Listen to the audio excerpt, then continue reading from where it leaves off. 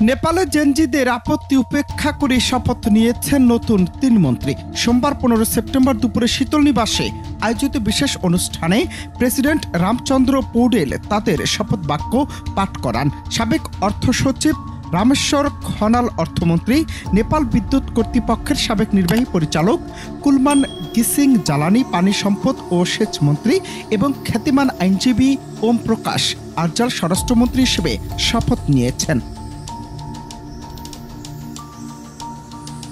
যদিও এমন সময় মন্ত্রী নিয়োগকে ঘিরে তীব্র প্রতিক্রিয়া উঠে আসে। বিক্ষোভকারীরা অভিযোগ করেছেন, মন্ত্রিসভা গঠনের আগে আন্দোলনকারীদের সঙ্গে পরামর্শ করা হয়নি। বিশেষ করে জেনজি আন্দোলনের সহ-আত্মা হিসেবে পরিচিত সুদান গুরুংয়ের শিবির আরজালের নিয়োগ ও কিছু সিদ্ধান্তের বিরুদ্ধে সরব হয়েছে এবং প্রধানমন্ত্রী কার্কের পদত্যাগ দাবি করেছে। এই উত্তেজনার মধ্যে শপথ গ্রহণ কার্যক্রম সম্পন্ন হওয়ায় রাজনৈতিক উত্তাপন আরও বাড়ার শঙ্কা তৈরি হয়েছে। এডিএ বিশ্লেষকদের ভাষ্য, অন্তর্বর্তীকালীন সরকারের দ্রুত নির্বাচন আয়োজন ও আইনশৃঙ্খলা পুনঃপ্রতিষ্ঠা দুটো এখন সবচেয়ে বড় চ্যালেঞ্জ।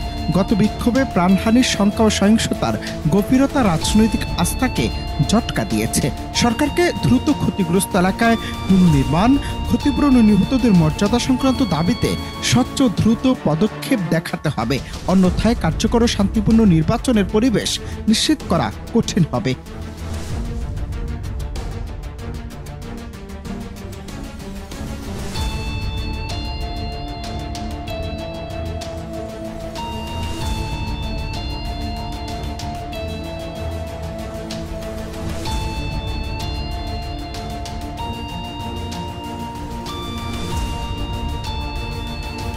অনন্ত হাসান মাসুদ, বাংলা টিভি।